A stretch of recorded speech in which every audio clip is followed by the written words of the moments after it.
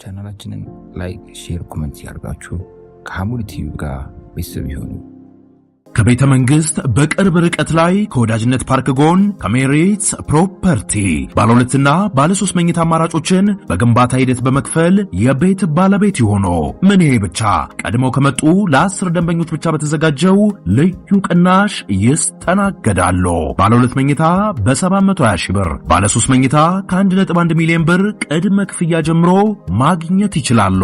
አሁን ላይ በወንዝ ዳር ፕሮጀክት በተከበበችው ፒያሳ በአራዳ ፓርክና ወዳጅነት ፓርክ መሃል ላይ ይገኛል። እንዲሁም በ1 ኪሎ ሜትር ርቀት ላይ ሁሉንም መሰረታዊ ነገሮች የሚያሟላ አብርሆት ላይብረሪ፣ ኤሊያና ሆቴል እንዲሁም ሸራተን ሆቴል፣ ሊሴ ገብረ ማርያም ትምህርት ቤትና ካቴድራል ስኩልን በቅርብ የሚያገኙበት ከተፈጥሮ ጋር ተወዳጅተው የሚኖሩበት ውብ የመኖሪያ መንደር ከሜሪትስ ፕሮፐርቲ። ለበለጠ መረጃ በ0906 862727 አለያም በ0906 44 2727 ላይ ይደውሉ።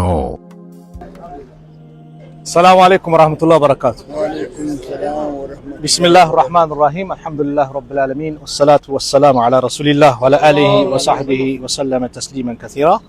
أما بعد غار الثور ይባላል። ይሄ ተራራው የምታዩት የثور የሚባለው ዋሻ ያለበት ነው። ይሄ غار الثور ነብዩ አለይሂ ሰላቱ ወሰላም እንግዲህ ከተወለዱበት ሀገር መካ ላይ ከልጅነታቸው ጀምሮ በጣም ይወደዱ የሚከበሩ እድሜያቸው 40 እስኪሞላ ስማቸው ጭምር ሙሐመዱን አሚን ታማኙ መሐመድ ተብለው ይጠሩ ነበር። በጣም ይወደዱ የተከበሩ ናቸው ረሱል አለይሂ ሰላቱ ወሰላም። ምንም ጊዜ ግን የአላህን ሪሳላ ስትይዙ አላህ ያዘዘውን ስትፈጽሙ እምቢ ከአላህ ትእዛዝ አልወጣም ስትሉ ከቤተሰብ ሊሆን ይችላል ከጎረቤት ሊሆን ይችላል የሆነ ጠላት ይመጣል። የነብዩ አለይሂ ሰላቱ ወሰላም ቀንደኛ ጠላታቸው አቡ ለሃብ ነበር። አጎታቸው ነው፣ የአባታቸው ወንድም ነው። የአባት ወንድም ማለት ልክ እንደ አባት ነው።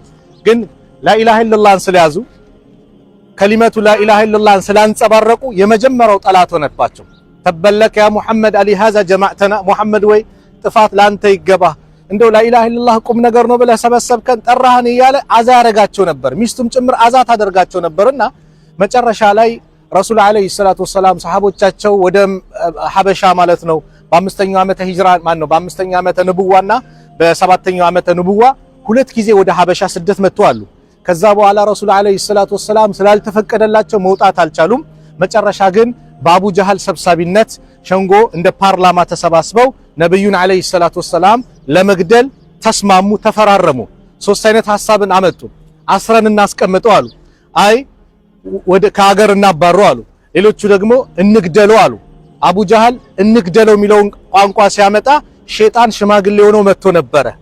አበል ሐከም ያመጣው አቃላ ሐሳብ አለ። አበል ሐከም ይለው ማን ነው? አቡ ጀሃል ነው። ይሄ በጣም ጥሩ ነው፣ መገደል አለበታል። ነብዩ ሰለላሁ ዐለይሂ ወሰለም አላህ ወዲያው ጅብሪልን ላከ ጋር ነብዩ አለይሂ ሰላቱ ወሰላም ጋር ዛሬ እዚች ሌሊት እንዳተኛ እዚች ቦታ ላይ እንዳተኛ ውጣ አላቸው። ነብዩ አልይን አስተኙ፣ እሳቸውን መስሎ የእሳቸውን ልብስ ለብሶ። ከዛ አቡበከር ጋር መጡ። ስደት ተፈቅዶልኛል። ከዛ በፊት አቡበከር ለመውጣት ሲያስቡ እንደው አቱታ ምናልባት ሊፈቀድልኝ ስለሚችል ሲፈቀድልኝ ከኔ ጋር ተወጣለ ብለውት ነበርና ስደት ተፈቀደ ሲሉት ለአቡበከር አሱህበቱ ያ ረሱላህ እንደው ስደት ከርሶ ጋር ጓደኛውን ኩኝ ብለው አቡበከር አለቀሱ። እናታችን አይሻ ምን ትላለች? የሰው ልጅ በደስታ ሲያለቅስ አባቴን አቡበከርን ባልመለከት አላምንም ነበር። በጣም ተደሰቱ። አቡበከር አመቻቹ ነገሮችን፣ ስንቅ የሚሆኑ መጓጓዣ ሁሉን ነገር አመቻቹ። ዛሬ በዚች ታሪክ ላይ የምናየው አንድ ታሪክ ነው። ምን ከተባለ የአቡበከር ቤተሰቦች ለሂጅራ ለነብዩ ሰለላሁ ዐለይሂ ወሰለም ሂጅራ ለነብዩ ሰለላሁ ዐለይሂ ወሰለም ሪሳላ የከፈሉት መስዋዕትነትን ነው የምንመለከተው። ከአቡበከር ጋር እዚች ዋሻ ውስጥ ተደበቁ ላይ 3 ቀናትን ቆዩ። 3 ቀናት ሲቆዩ መጡ። ማን? አቡ ጀሃል መጣ አቡበከር ቤት። ማን ያለው? አስማ አለች፣ አይሻ አለች። አስማ እርጉዝ ነበረች። እርጉዝ ናት ብሎ አቡ ጀሃል በጣም አራራላትም። የታለ አባትሽ የታለ መሐመድ አላውቅም ማለት በጥፊ መታት። ጆሮዋ ላይ ያለው ይሄ ጌጥ እስኪወርቅ ድረስ ማለት ነው በጥፊ መታት። ከዛ በኋላ የአቡበከር ልጅ አብዱላህ ቀኑን ከሙሽሪኮች ጋር ይውላል፣ ማታ ደግሞ ተደብቆ ስንቅ ይዞ ምን ብሎ ወደ እነ አቡበከርና ነብዩ ሰለላሁ ዐለይሂ ወሰለም ወዳሉበት ዋሻ ላይ ይመጣል። ከዛ ፍየሎችን ያመጣል መንገዱ እንዳይታወቅ።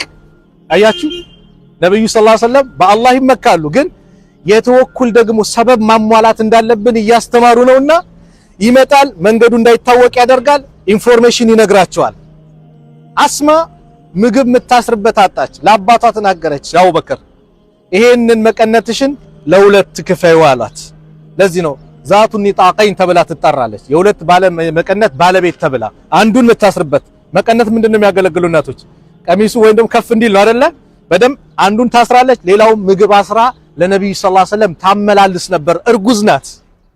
የአቡበከር ቤተሰቦች የከፈሉት መስዋዕት ልዩ ነው። አስማ ማለት በጣም ጀግና ሴት ናት። የዙበይር ኢብኑ አልዓዋም ባለቤት ናት። ልጇ አብዱላህ ኢብኑ ዙበይር በጣም ጀግና በሐጃጅ ዘመን ላይ የተገደለ 3 ቀን የሰቀሉት ልጄን ስጡኝ ስትል አይነ ስውር ሆና እኮ ነው።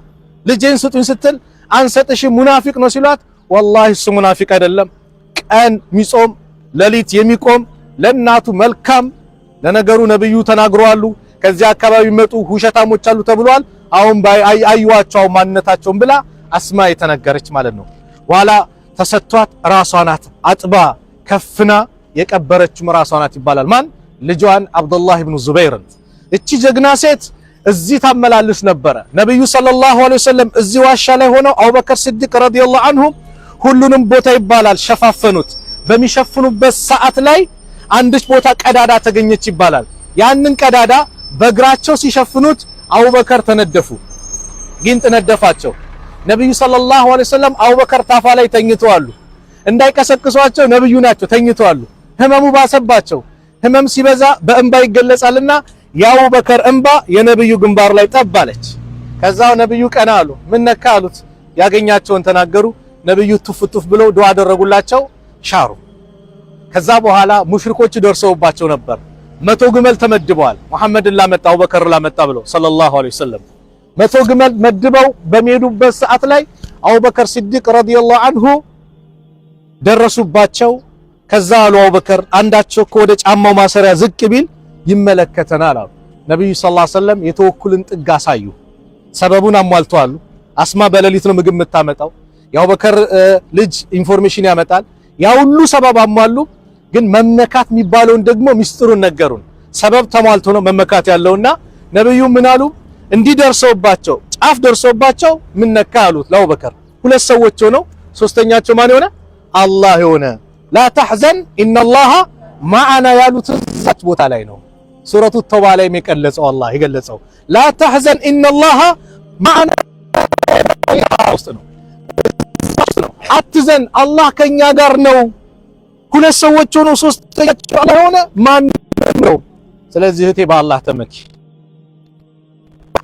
አላህ የተመካ አላህ የተመካ ማመቂው ነው አላህ ነው። ፊርዓውን ስልጣን ያለ ስልጣኑ በቃው እንዴ? ተዋረደ አይደል? አቡ ጃህል እንደዛ በህፃናት ተዋርዶ ወደቀ። ሌሎቹም አምባገነኖች በአጠቃላይ እንደዛ ወድቀዋል። ግን በአላህ የተመካ አይወድቅም። አላህ ከጎን የሆነ አላህ እኔ ያለውለት ያለው ሰው መቼም አይወድቅምና ሁሌም ተወኩልን በአላህ። ይህ ታሪክ ምን ያሳየናል? ተወኩል የሚባለው ሰበብ እንደሚያስፈልገው ሰበብ አሳዩ። ነብዩ ሰለላሁ ዐለይሂ ወሰለም ተደበቁ እኮ ከሙሽሪኮች መንገድ የሚያሳያቸው ሰዎች ያ ሁሉ ነገር አድርገው ግን ሰበባቸው ግን እንደማይጠቅም ደግሞ መጨረሻ ምን አሉ? አላሁመ አኽሪጅኒ ሙኽረጀ ሲድቂን ወአድኺልኒ ሙድኸለ ሲድቂና። አላህ ወይ ከመካ ወደ መዲና ጥሩ አወጣጥ አውጣኝ፣ ወደ መዲናም ደግሞ ጥሩ አገባብ አስገባኝ ብለው ወደ ማን ነው የጠጉት? ሰበብ እናሟላለን፣ ግን የምንደገፈው ወደ ማን ነው? ወደ አላህ ነው። ታመን ሐኪም ቤት እንሄዳለን፣ ሰበብ ነው። የሚያድነን ማን ነው? አላህ ነው። ሰበብ ሳይደረግ በአላህ መካል አይሆንም። ሐዲሱም ያንኩን ለው አነኩም ተተወከሉነ ዐለላሂ ሐቀ ተወኩሊሂ ለረዘቀኩም ከማ የርዝቁ ጠይር። እናንተ እኮ በአላህ ላይ እውነተኛ መመካት ብትመኩ አላህ እነዚህ ወፎችን እንደሚረዝቀው እናንተን የሚረዝቅ ነበር። ተግዱ ሒማሰን ወፍ ባዶ ወዷን ትወጣለች። እህል በረንዳ ስንዴ አለ፣ ጤፍ አለ፣ ገብስ አለ ብላ በቃ ወጣች ከቤቷ ከጎጆዋ። ወተሩሁ ቢጣነን አሉ። ስትመለስ ግን ሆዷን ሞልታ ትመለሳለች። ስለዚህ ምን አሳይታለች? ወፍ እንቅስቃሴ አድርጋለች። ሰበብ ነው እንቅስቃሴው። የረዳት ግን ማን ነው? አላህ። እኛም ሰበብን ማድረግ ነው። ሰበብ ሳናደርስ የለም። አለዛ እንደ ሰውየው ነው። ሰውየው ይባላል ለአንድ ሼክ መጥቶ አላህ ልጅ እንዲሰጠኝ ዱዓ አድርጉልኝ አላቸው። ሼክየው ዱዓ አደረጉ። 1 ዓመት ልጅ የለም፣ 2 ዓመት ልጅ የለም። ከዛ በጣም ሲጨቀጭቃቸው ይሄ ልጅ እስቲ ልጠይቀው ምናልባት ባለቤቱ ማህፀኗ ድንገት መሃን ከሆነች ብለው ባለቤት እንዴት አስመርምረሃል ወይ? ማህፀኗ ልጅ ይይዛል ወይ? እሷ ላይ ድንገት መሃን ከሆነች ባለቤት ይሉኛል እንዴ መቻ ገባው አላቸው። ሳገባ ምን መምነኝት አይሰራም ማለት። ስለዚህ ካገባ በኋላ ልጁ የሚሰጠው ማን ነው? አላህ ነው። የሆነ ነገር ሰበብ እናደርጋለን። ለዛ ሰበብ የምንደገፈው በማን ነው? በአላህ ነው። ወመን የተወከል አለላህ ፈሁወ ሐስቡ። ስለዚህ ይህ ቦታ ቢያንስ ተወኩል የአቡበከርና የነብዩ ሰለላሁ ዐለይሂ ወሰለም ቁርኝት ወዳጅነት ነብዩ በጣም ይወዱት ነበር አቡበከርን። ሱብሃንአላህ በጣም ይዋደዱ ነበር። አቡበከር እሳቸውን በልጅነታቸው ጣዖት አይወዱም ነበር። ኸምር ጠጥተው አቁም። አቡበከርም ነብዩ 63 ዓመት ኖረዋል። አቡበከርም 63 ዓመት ነው የኖሩት። አሟሟታቸውን ተመሳሳይ እድሜ አላህ አደረገላቸው። ነብዩ ከአቡበከር በሁለት ዓመት ነው የሚበልጡት። ነብዩ ከሞቱ በኋላ አቡበከር ዱንያ ላይ 2 ዓመት ነው የቆዩት። ሲሞቱም እድሜያቸው ተመሳሳይ ነው። ማንን ይወዳሉ ሲባሉ አቡበከርን አሉ። ማን ነው? አይሻን አሉ። አይሻ ማለት የአቡበከር ልጅ ናት። በጣም የሚወዷት። ዛሬ ሺያዎች የአይሻን ስም ያጎድፋሉ፣ በዝሙት ይሰድባሉ፣ ምን ይላሉ? ثم من ከዛ አስቀጥሎ ሲባሉ አቡሃ አባቷን አሉ። ثم من ሲባሉ ዑመር አሉ። በጣም የሚወዷቸው። እነዚህ የሚወዷቸውን ሰዎች የነብዩን ሰለላሁ ዐለይሂ ወሰለም ሰሃቦች መውደድ ግዴታ ነው። የነብዩን ሰሃቦች የሚጠላ ሙናፊቅ ነው ብለዋል። ስለዚህ አንድም ሳይቀርኛ የነብዩ ሰሃባ የሆኑትን በአጠቃላይ ከልባችን እንወዳለን። እነሱ የሰሩትን እኮ የምታክል እናንተ የሁር ተራራ የምታክል ጋራ ወርቅ ብታመጡ እነሱ ከሰሩት ከግማሽ አንድ ፍኝ አይደለም የዚች ግማሿን እንኳን አይስተካከልም እነሱ ከሰሩት ጋር ተብሏል። እኛ የፈለገ ብንሰራ የነብዩ ሰሃቦች ማለት አላህ የወደዳቸው አላህ ያከበራቸው ትልቅ ደረጃ ያላቸው ረዲየላሁ ዐንሁም ወረዱ አንሁ የተባሉ ናቸው እኮ። እነዚህ ድንቅ ሰሃቦችን መውደድ ማክበር፣ ፈለጋቸውን መከተል አስሐቢ ከንጁም የኔ ሰሃቦች እንደ ከዋክብት ናቸው ብለው ስለተናገሩላቸው የኛ ሞዴል እነሱ ናቸው። ስለዚህ የተወኩል ጥግ የምንማርበት ነው። አላህ ተወኩላችን ትክክለኛ ተወኩል ሆኖ በሱ ትክክለኛ መመካት ተመክተው ነገ የውመል ቂያማ ምንዳቸው በቀኝ እጃቸው ከሚሰጣቸው ባሮች መካከል አላህ ያድርገን። ሀጃችንን አላህ ያውጣልን። ያሰብነው መልካም ነገር አላህ ያሳካል። ጭንቀታችንን አላህ ያስወግድልን። መንገደኞች ነን፣ የመንገደኛ ዱዓ ሙስተጃብ ነው ተብሏል። አላህ ዱዓችን ይስማን፣ እሺ በለን፣ ይቀበለን። ጭንቀታችንን አላህ ያስወግድልን። ያ ረብ በዚህ መካከል ያላገባውን አላህ ይዳረው፣ ልጅ የሌለውን አላህ ልጅ ይስጠው፣ የተጨነቀን ከጭንቀቱ አላህ ይገላግለው።